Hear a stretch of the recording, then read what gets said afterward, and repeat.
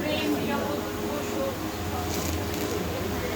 তো এইভাবে আমরা প্রতিদিন রবি ঠাকুরকে খুঁজে পাই বিভিন্নভাবে। এরকম একটি কবিতা লেখিকা সুমিত্রা কলকে রচনা রবীন্দ্রনাথ তার কিছুটা অংশ।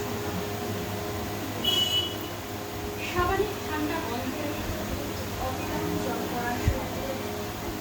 আর স্নান করতে করতে আমার মায়ের গোলা গলার নিজেই মনে দিয়ে যাওয়ার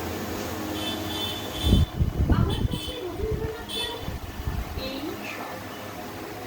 রবীন্দ্রনাথ মানে আমার কাছে 25শে বৈশাখে আনন্দ উৎসব নয়, 22শে শ্রাবণের ব্যথা নয়, জোড়াসাঁকোর ঠাকুরবাড়ি বা বোলপুরের বিশ্বভারতী আমি কোথাও তাকে তেমন করে পাই না।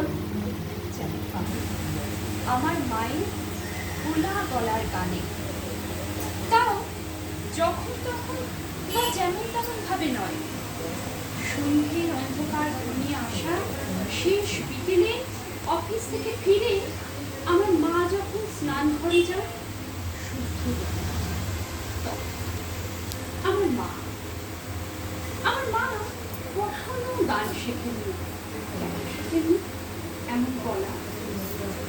মা বলেন রবি ঠাকুরের গান তো টানেন না,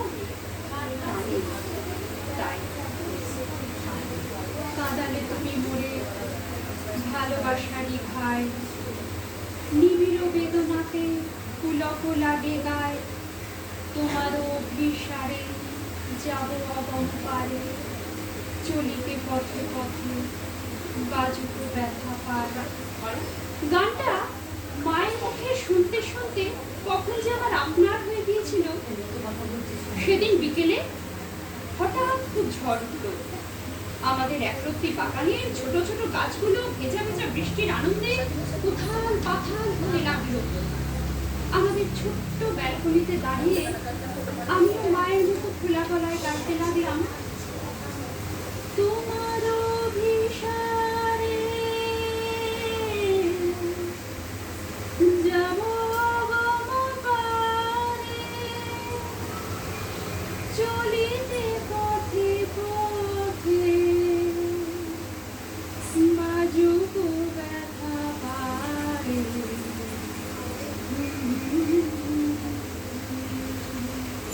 অভিসার মানে কি মা?